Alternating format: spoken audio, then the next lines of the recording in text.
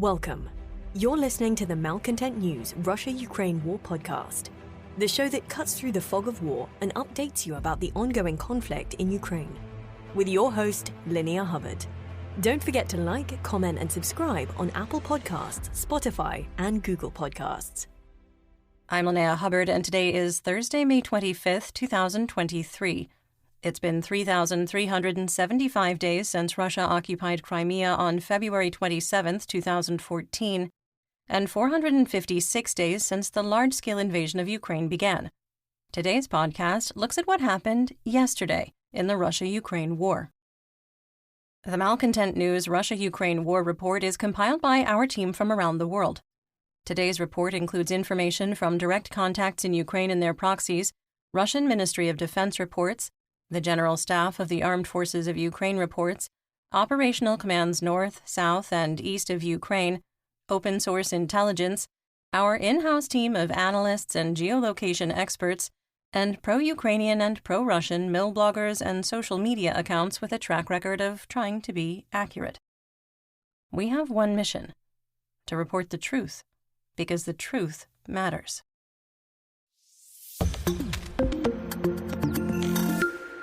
This podcast contains frank descriptions of war and its effects and may not be suitable for all audiences. Listener discretion is advised. Let's start with our assessment of the current status of the war. First, there is an extreme risk that Russia will launch a large-scale retaliatory missile strike on Ukrainian civilians and civilian infrastructure over the next 24 to 48 hours, dependent on the weather and with the scope limited to available inventory. Second, Russian tactics have validated our assessment that the Kremlin has moved to launching a small number of missiles on a more frequent basis and targeting areas with little military value, but that are appealing to an internal audience as proof of continued successful operations. Third, we maintain that private military company or PMC Wagner Group leader Yevgeny Prigozhin's claims that Russian proxy forces have fully captured Bakhmut are dubious. Fourth, in preparation for larger offensive operations, Ukrainian forces continue shaping operations on multiple axes, creating panic and uncertainty among Gauleiters, Russian administrators, and military leaders. Fifth, weather models indicate that Bezdorija, or mud season, will return by the end of May, leaving conditions unfavorable for significant military operations through June 6th. Sixth, we have identified shaping activity by the Ukrainian armed forces in 4 locations that could indicate a larger attack is being prepared. And finally, Russian forces have significantly reduced the number and intensity of their attacks except in the Marinka operational area, and we assess they are moving to a defensive posture theater-wide in anticipation of a Ukrainian offensive.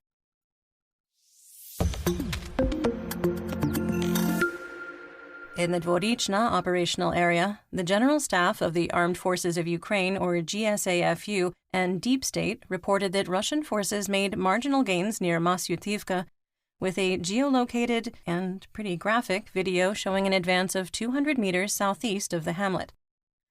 We do link to the video in our full situation report on Patreon, and the map was adjusted based on the new intelligence. The Russian Ministry of Defense, or MOD, alleged that Ukrainian surveillance, reconnaissance, and sabotage units, or DRG, were operating in the area of Sinkivka. In the Kupiansk operational area, the Russian MOD also alleged that Ukrainian DRG units were operating in the area of Kislivka. After confirming that Russian Minister of Defense Sergei Shoigu's PMC Storm Z is operating in this area, and no other source, including pro-Russian sources, has reported significant fighting in the Kupiansk operational area, we find the claims of fighting suspect. We will continue to report the Russian Ministry of Defense claims in this region as there have been no claims of territorial changes. We'll use the word alleged in future reports without second source verification, pictures, videos, or other information, such as NASA Fire Information for Resource Management Systems, or FIRMS, data. We don't and will continue to not report unverified Russian or Ukrainian casualty claims.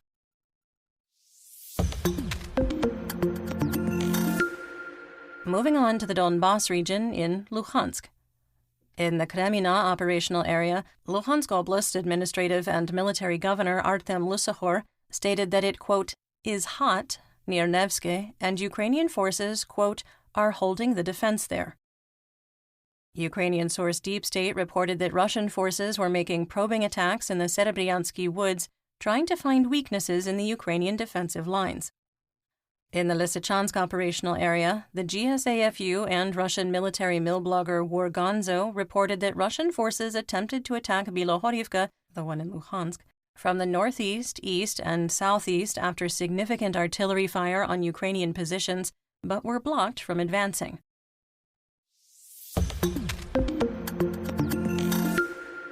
In northeast Donetsk, the GSAFU reported that a Russian attack, quote, in the area of Chromove was unsuccessful.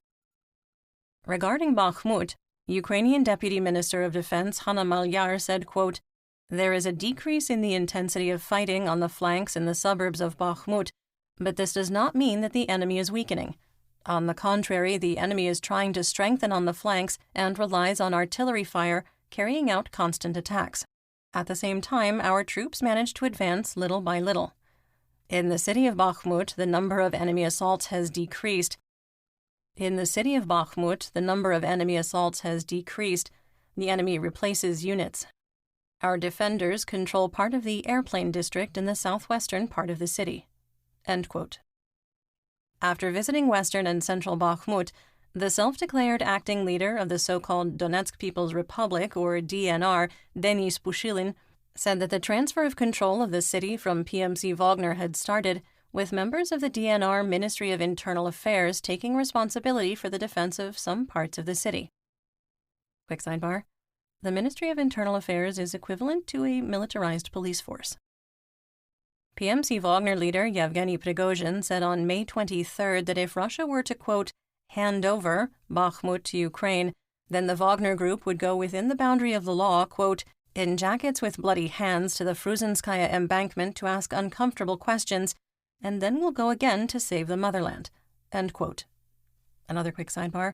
The Fruzhenskaya embankment is where the Russian MOD is located in Moscow. Prigozhin added that if the course of the special military operation does not change, quote, the relatives of those tens of thousands of killed soldiers in the Russian army can themselves take up the pitchforks and start asking questions. End quote. Assessment here.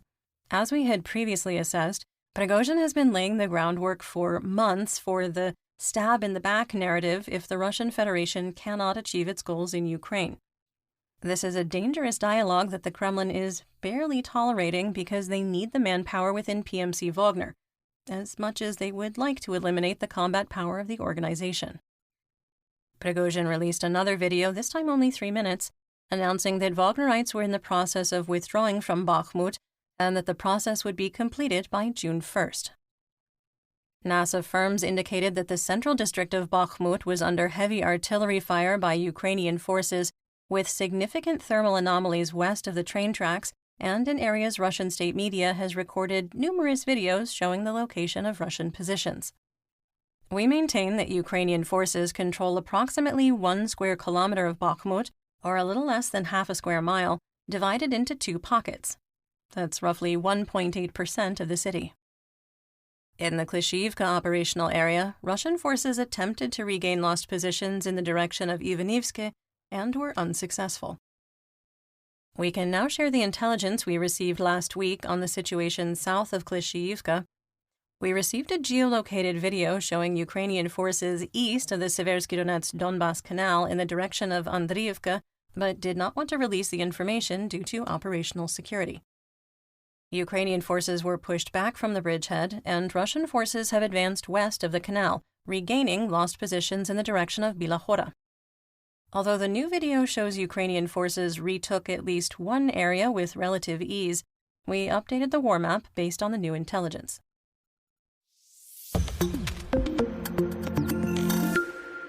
In southwest Donetsk, in the Avdiivka operational area, fighting for control of the forested tracts east of Novokalinove continued, with Russian forces unable to advance.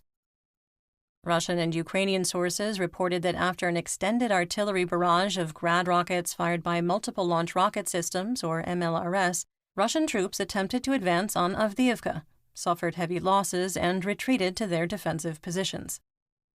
The First Army Corps continued attempts to advance on Pervomayskoye, continued suffering heavy losses, including 2 T-72 main battle tanks, or MBTs, and once again retreated to their defensive positions. Assessment here. The repeated attacks on Pervomayskoye have caused Russian forces to suffer hundreds of casualties, and the loss of at least a company of armored vehicles for absolutely no territorial gain. The First Army Corps leaders continue to fall back to the failed tactics of piecemeal attacks using under-equipped troops that often have limited or no armor and artillery support, or armored attacks with no light infantry support. In the Marinka operational area, fighting continued within the remains of the city and in the area around it, with Russian forces launching over 20 attacks throughout the day. In occupied Donetsk, insurgents in Mariupol reported that at least 10 Ural trucks loaded with Russian military personnel left the city and headed east into Russia.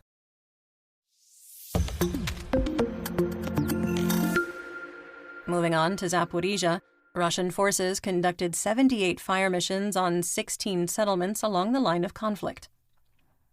There was once again no update on the Zaporizhzhia nuclear power plant, so let's move right along to the Black Sea, Crimea, Mykolaiv, and Odessa region.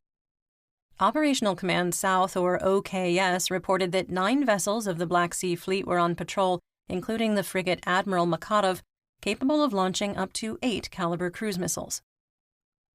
Near the Bosporus Strait, Russian officials claim that the Russian reconnaissance ship Ivan Khurs was attacked by 3 surface drones, which the ship's crew destroyed without further incident. In occupied Crimea, the Crimean Bridge was closed on May 23rd for, quote, technical reasons, and for part of May 24th for, quote, training exercises. Russia employed smoke to obscure the activity on the bridge.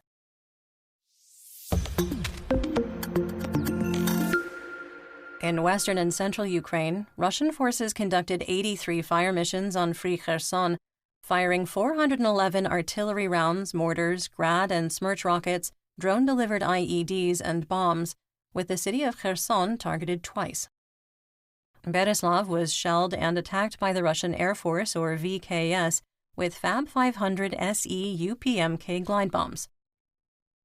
In north and northeast Ukraine, in Sumy, Russian forces launched 23 fire missions on 7 Homadas in the Sumy Oblast, firing 84 artillery rounds, mortars, Grad rockets fired by MLRS, and bombs.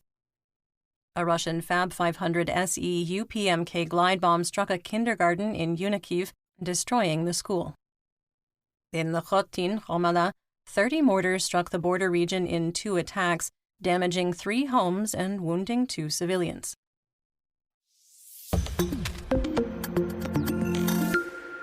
On the Russian front, in the Graivoron operational area, Russian state media reporters were invited to tour the great victory of Russian forces in Kozinka in a PR stunt gone bad, with Russian military handlers coming under mortar fire and being forced to flee the settlement, indicating that full civilian control has not been established.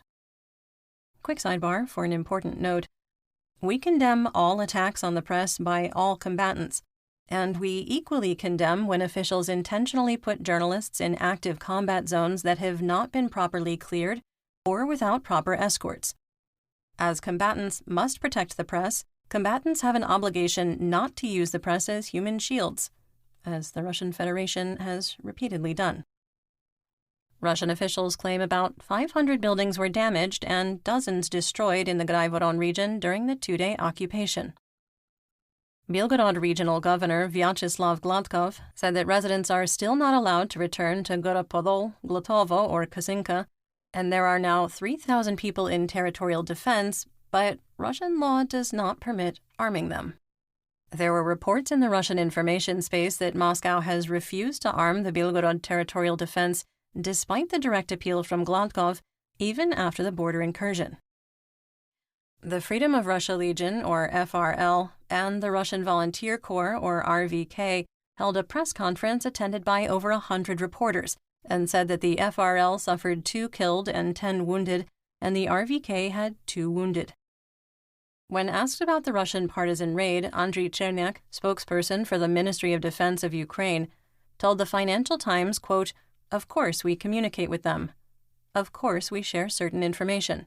And, one might say, we even cooperate," end quote, but denied the separatists received American equipment from Ukraine. United States National Security Council spokesperson John Kirby told reporters, quote, "We are investigating reports that American weapons could have been involved," end quote, adding that the United States disapproves of using American weapons on Russian territory. As for the Russian claims and pictures showing destroyed military hardware, numerous analysts outside of our organization have provided compelling evidence that some pictures are staged and involve previously captured equipment. We agree with these assessments. More assessment. We cannot confirm or deny if the FRL or RVK received United States military equipment through Ukraine donated or purchased by the United States Department of Defense.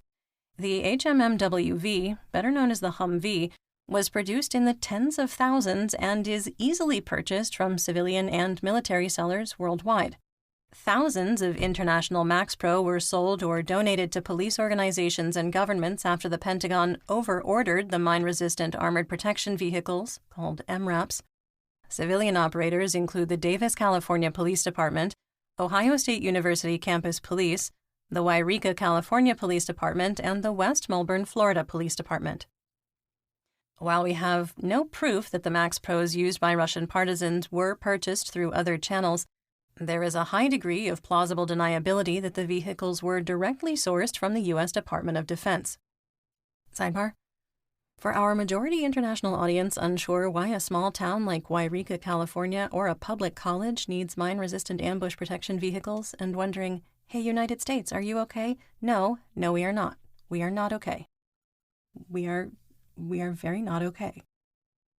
There were reports of a fire at the Russian Ministry of Defense in Moscow with gray smoke and the, quote, smell of burning plastic reported. Videos of a larger fire burning in Moscow were unrelated to the fire near the Kremlin. The Ministry of Emergency Situations denied there was a fire at the Kremlin and claimed the smoke was related to nearby construction. You're listening to the Malcontent News Russia-Ukraine War podcast. Our team of journalists, researchers, and analysts is funded by readers, listeners, and viewers just like you. To support independent journalism, please consider becoming a patron. You can find us on patreon.com/Malcontent News.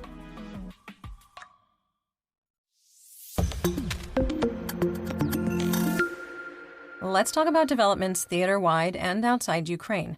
But first, errors and omissions. Yesterday, we misidentified Roderick Kiesewetter as a Bundestag deputy, when the more accurate title would be Member of the German Bundestag, or MdB. While this may seem pedantic to non-Germans, the term deputy harkens back to the Soviet occupation of East Germany and Berlin. We meant no offense to our German readers and listeners, and we thank you for your understanding. Mikhailo Podolyak, advisor to the head of the Ukrainian president's office, has said that the Ukrainian counteroffensive has been ongoing for several days. Some assessment. Shaping operations have been going on for over a month, including occupying the left bank of the Dnipro River, Russian partisan raids in Belgorod, supply interdiction, deep artillery strikes in the Svatova and Kremina areas, extensive psychological operations, a tightening of operational security, and achieving fire control of critical ground lines of communication, called GLOCs, those are supply lines, in the Vuhledar operational area. However, we have seen no evidence of the main thrust of the offensive, nor any of the newer NATO-provided military hardware supporting up to 33 reserve brigades. Russian forces launched 36 Shahed 136 kamikaze drones in several waves, with Kyiv as the main target. The Ukrainian Air Force reports all 36 drones were intercepted. More assessment. After Moscow claimed to have destroyed both Patriot batteries in Ukraine, they have yet to launch a Kh-47 Kinzhal, Kh-22 anti-ship air-to-surface cruise missile or Iskander short-range ballistic missiles at Kyiv, which, if the Russian claims are accurate, Ukrainian air defenses would have no way to intercept. Thunderstorms producing heavy rain and hail are already bringing mud season back to defensive positions along the line of conflict. The head of the main intelligence directorate of the Ministry of Defense of Ukraine, Kyrylo Budanov, said that Ukraine has, quote, accumulated enough forces and weapons to begin deoccupation of Ukrainian territories under Russian control, end quote, and that the Ukrainian offensive, quote, will start soon. PMC Wagner leader Prigozhin skewered the Kremlin and how the special military operation has been conducted to date, reiterating that there are no Nazis in Ukraine, saying, quote, "The special military operation is a transition of Ukraine into our pro-Russian fold. If we do that, we must change the top government, kiss the people's asses, and call them in." What have we done? We came in a ham-handed way and walked with our boots all over the territory looking for Nazis. While we were looking for the Nazis, we killed everyone we could. We approached Kyiv, then ourselves and withdrew. Then they themselves again and withdrew from Kherson, then Izium and Liman. And somehow, things do not work out for us. End quote.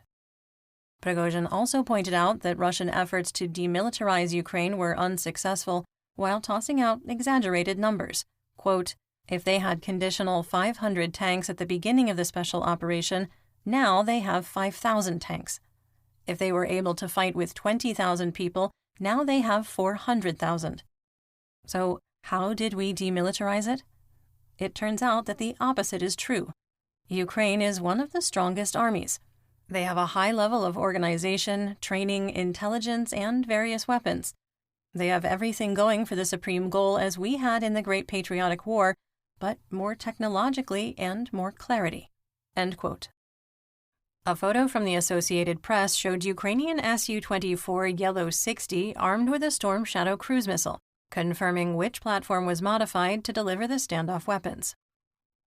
The U.S. State Department approved the agreement for Ukraine to purchase another NASAMS air defense system in a contract valued at $285 million. In what might be the most shocking news since February 24, 2022, it appears Switzerland's immutable neutrality has been broken. The Swiss government has agreed to decommission 25 Leopard 2 tanks to sell back to Germany. Germany will agree not to transfer the tanks to Ukraine, but could transfer up to 25 tanks from existing inventory in a three-way arms deal. In another glorious achievement to demilitarize Ukraine by Russian President Vladimir Putin, who is also, by the way, NATO Salesperson of the Year for 2022, congratulations on that, Japan announced it was transferring 100 military vehicles to Ukraine, including heavy trucks and SUVs, the first transfer of military equipment to a nation fighting a war in 80 years. Right-hand drive vehicles are highly prized in the Ukrainian military because Russian snipers will shoot at the passenger side, thinking they're aiming for the driver.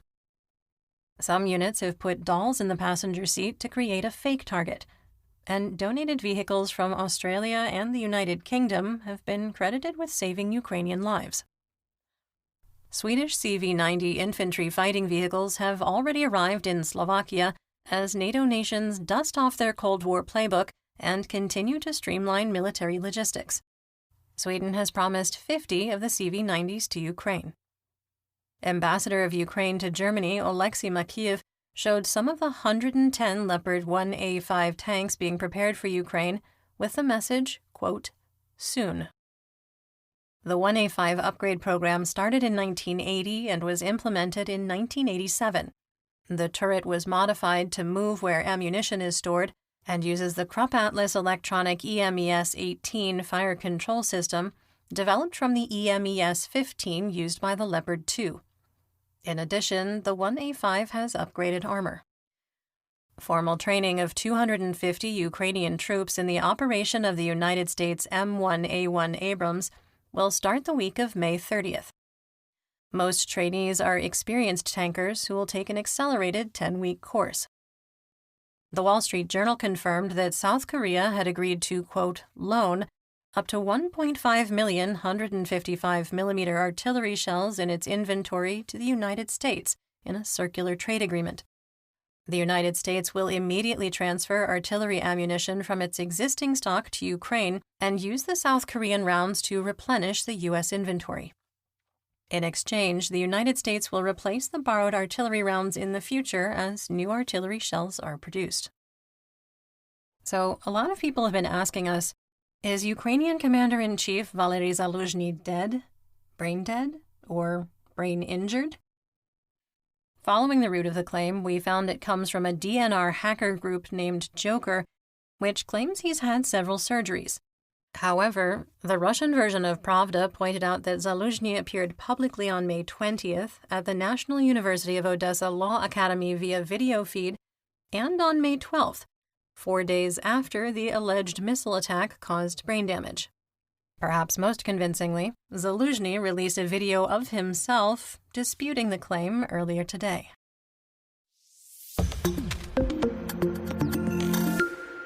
Speaking of brain damage, let's talk about the Russian military, mobilization, and Mir. Russia and Belarus reminded the world that their already announced plan to forward deploy tactical nuclear weapons in Belarus is still happening, with Russian Minister of Defense Shoigu confirming that the authorization for use would lie with Moscow. A draft proposal has been submitted to the State Duma, which would mandate that school children participate in, quote, socially useful work. Some readers and listeners who grew up in the Soviet Union are likely shuddering from the memories of mandated work in potato and beet fields and whitewashing the base of trees, city curbs, and walls, as was required during the era. PMC Wagner leader Prigozhin must have woken up and chosen violence, again, saying Colonel General Mikhail Mizintsev and General of the Army Sergei Surovikin are ideal candidates for Russian Minister of Defense and Russian Chief of the General Staff, respectively. The Minister of Defense, he said, should not be a, quote, political figure, but deal with the military machine, adding that Russia was closer to 1917 than 1709. On May 23rd in Moscow, Russian Orthodox Patriarch Kirill Gundayev's car was involved in a serious accident in the center of Moscow.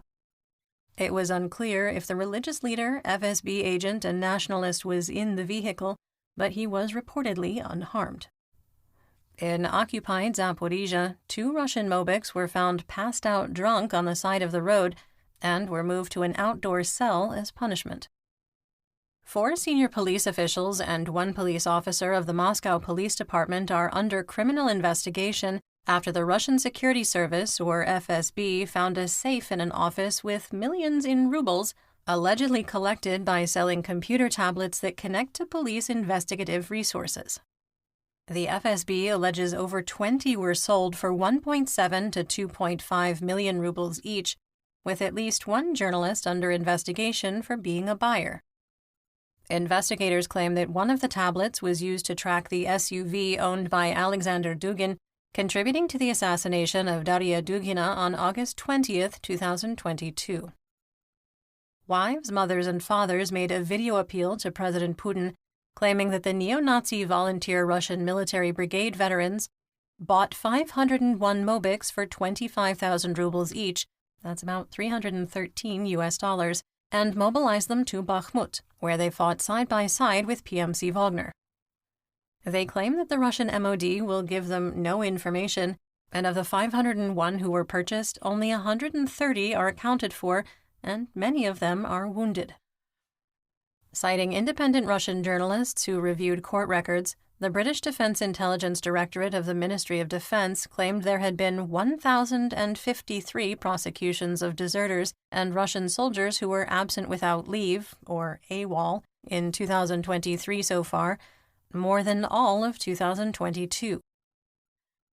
The Russian military has struggled to maintain discipline in its ranks throughout the war in Ukraine, but with forced mobilization, the problem has become more acute. Court records indicate that most of those found guilty were given suspended sentences, enabling redeployment to Ukraine, where they are likely sent to penal units to be used in human wave attacks. The report said, quote, Russia's efforts to improve discipline have focused on making examples of deserters and promoting patriotic zeal, rather than addressing the root causes of soldiers' disillusionment. End quote. In Melitopol, a T-55 tank that was part of a memorial has been removed by Russian occupiers for restoration and returned to combat service. The tank has been on static display for almost 50 years. The charge of treason against Russian scientist Alexander Shiplyuk, the former director of the Institute of Theoretical and Applied Mechanics, or ITAM, of the Siberian branch of the Russian Academy of Sciences, is based on the alleged transfer of top-secret information to China, according to a report in Reuters. Shipliuk was arrested in August 2022 and is facing a life sentence. The FSB is accusing the scientist of handing over classified materials at a scientific conference in China in 2017. He has maintained his innocence, arguing that the information in question is not classified and was available on the Internet. Shipliuk spent more than a decade working on the Russian hypersonic missile program, such as the Kh-47 Kinzhal, which has not lived up to expectations. Multiple Russian mill bloggers shared links on Russian websites where military equipment and hardware are for sale, including trench diggers and heavy trucks, pointing out the Russian military units are having to drive UAZ loafs, derisively called Scooby-Doo vans, and beg for shovels and chainsaws to build fortifications.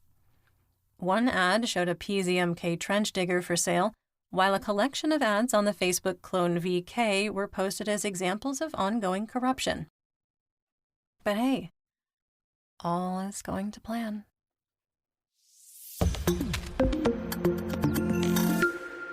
In war crimes and human rights, Ukrainian officials claim that Russian occupiers conducted an extrajudicial execution by public hanging in occupied Nizhny Luvanka, Luhansk, after a man refused to denounce his pro-Ukrainian views. The NATO Parliamentary Assembly unanimously recognized Russia's crimes against Ukraine as genocide and the terrorist regime in Russia as racism. At the Assembly session in Luxembourg, a declaration was adopted with the unanimous support of parliamentarians from NATO countries for the International Tribunal and assistance to Ukraine before victory and after it. In addition, the document recognizes Russia's crimes against Ukraine as genocide, condemns the ideology of racism, supports the restoration of territorial integrity, sanctions and reparations, and a Marshall Plan for Ukraine. Roman Protasevich, an opposition journalist and one of the founders of the Nexta Telegram channel, who was sentenced by the Belarusian regime to 8 years in prison, has been pardoned. Protasevich's girlfriend, Sofia Sapega, was sentenced to 6 years in prison and, after pleading guilty, testified against her colleagues. She expected to receive a pardon, which was not granted, and has petitioned to be transferred to Russia. A quick note. The staff of Malcontent News and WBHG News thanks the Belarusian regime for releasing Roman Protasevich and calls upon the Lukashenko regime to release all journalists imprisoned, including Sofia Sapega, and recognize the rights of a free and fair press.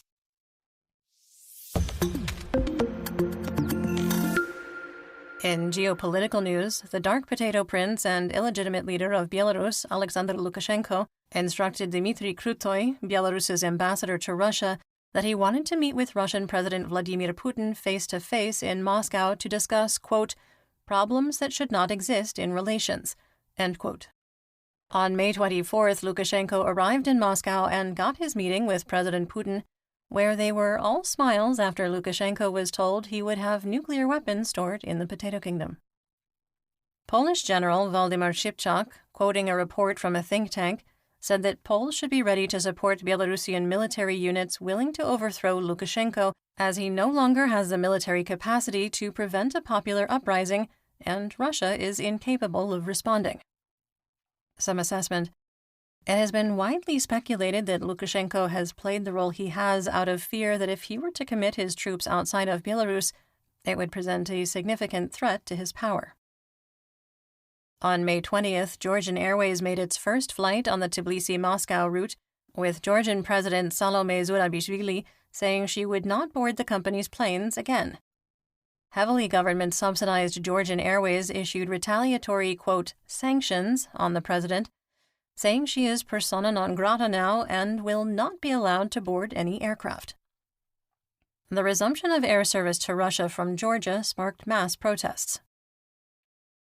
In June 2023, a delegation of 6 African presidents plans to visit Ukraine and Russia, seeking to increase grain and fertilizer exports.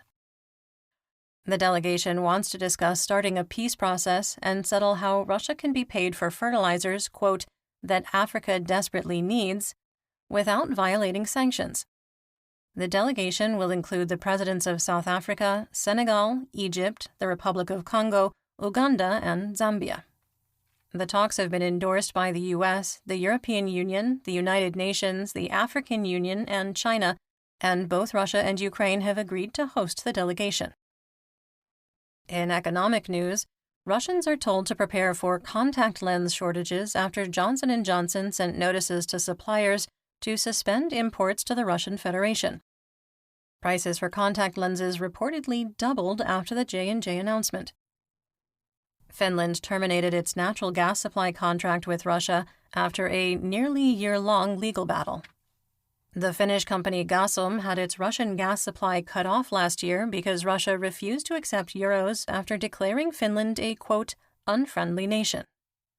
Gasum did not agree to the new terms and appealed for arbitration. The courts ruled in favor of Gasum, determining it was not obligated to pay in rubles. And that's what we know. Join me again tomorrow for more updates. Until then, stay safe, everyone. You've been listening to the Malcontent News Russia-Ukraine War podcast. To help keep us independent, please consider providing financial support by becoming a patron. Want on-demand news in your hand?